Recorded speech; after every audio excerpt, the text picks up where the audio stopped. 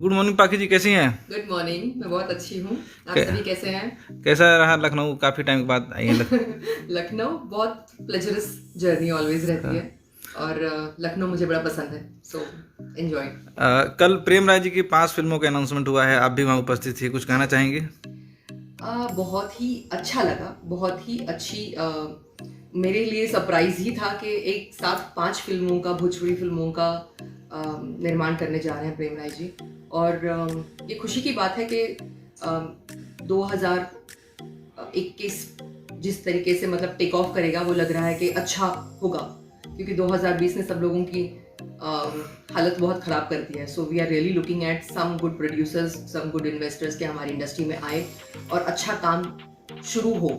तो मुझे लगता है ये एक सबसे पहली अच्छी शुरुआत हुई है कि 5 फिल्मों का निर्माण होने जा रहा है और सभी अच्छे सेटअप्स हैं।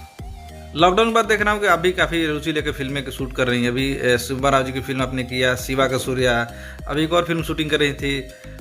क्या सिनेमा को लेकर आपको अभी रुचि चल रहा है भोजपुरी में? मैं चाहती हूँ बहुत काम कम ही करूँ, कुछ अच्छे सब्जेक्ट्स हों जिन पे काम करने की मेरी रुचि है।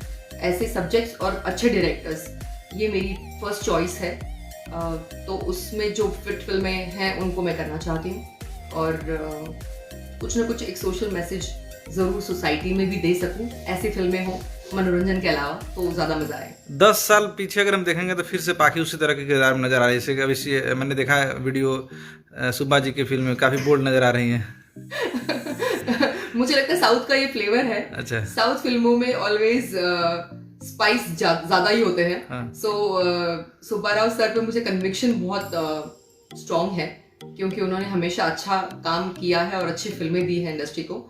सो उनके ऊपर मेरा ब्लाइंड फेथ है कि वो अच्छा ही काम करेंगे। निरहुआ जी के साथ एक फिल्म आपकी आई थी शिवा, उसमें भी एक आपका बहुत फोटो वायरल हुआ था, बीच वाला। जी। तो फिर से सुब्बा जी ने उस सिनेमा को लेकर लगा कुछ अलग बनाते। वो उस वक्त भी उतनी डरी हुई थी, इस बार भी उतनी डरी हुई थी कि कैसा लगेगा on screen.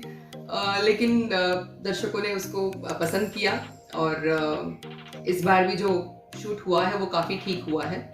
So I don't have any regret. अभी मैंने देखा सुजीत पुरी की फिल्म में भी आप कॉलेज में कुछ करते नजर आ रही हैं, तो क्या स्टूडेंट है उसमें?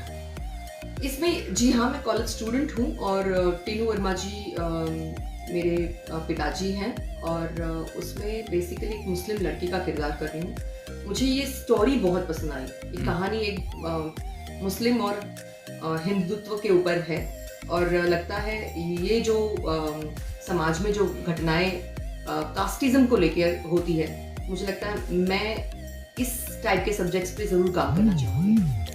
भोजपुरी सिनेमा में काफ़ी कल हलचल था रवि किशन को लेकर के, आपने भी काफ़ी तारीफ किया। रवि जी के बारे में कुछ कहना चाहती हैं? रवि जी के क्या कहने, रवि जी अपने आप में ही एक कंप्लीट बुक है और मैं यही कहूँगी कि उन्होंने जिस तरीके से अपने लाइफ को क्राफ्ट किया है, it's a lesson for everyone कि वो सीखे उनसे।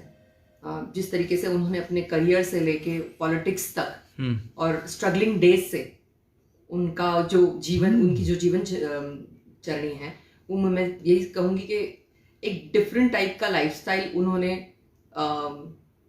अदा किया है और उस तरीके का लाइफस्टाइल बहुत कम लोग उस लेवल पर ले जा पाते हैं। तो ये सबके लिए उदाहरण है कि वो उनका अनुसरण करें। निरहुआ रिक्शा वाला से लेकर अभी तक काफ़ी फिल्म आपने किया, जितने आपके को स्टार थे, मनोज तिवारी जी, रवि किशन जी, पवन जी, और भी कई लोग बीजेपी ज्वाइन कर चुके हैं। पाखी हेगड़े कब पॉलिटिक्स ज्वाइन कर रही है?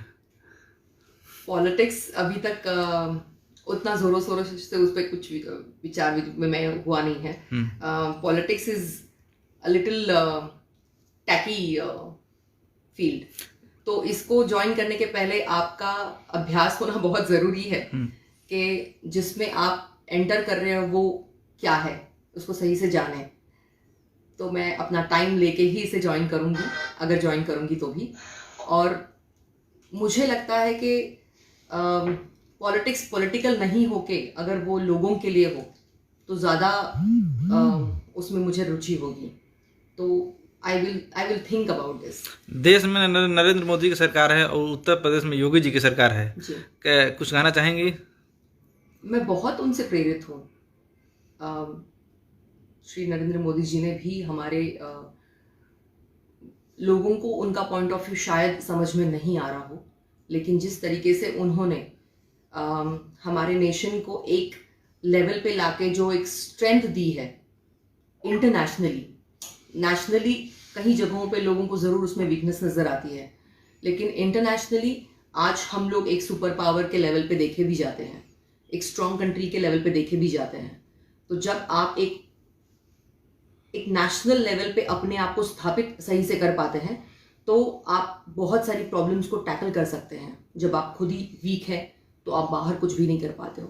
तो that is a very big sign कि India will be soon a super power, और उसका श्रेय ऑफ कोर्स उनको ही जाता है, क्योंकि अगर हम कहते हैं कि हमारी कहानी का डायरेक्टर अच्छा नहीं होता तो स्टोरी खत्म है। जैसे काफ़ी टाइम पे कांग्रेस ने राज किया हिंदुस्तान पे बोला जाता है, अभी नरेंद्र मोदी राज कर रहे हैं, दोनों में क्या कुछ आपको अंतर आ जाएगा? अगर हम विदेश में अगर हम कहीं जाते हैं तो पहले कितनी इज्जत मिलती और आज क्या मिलती है?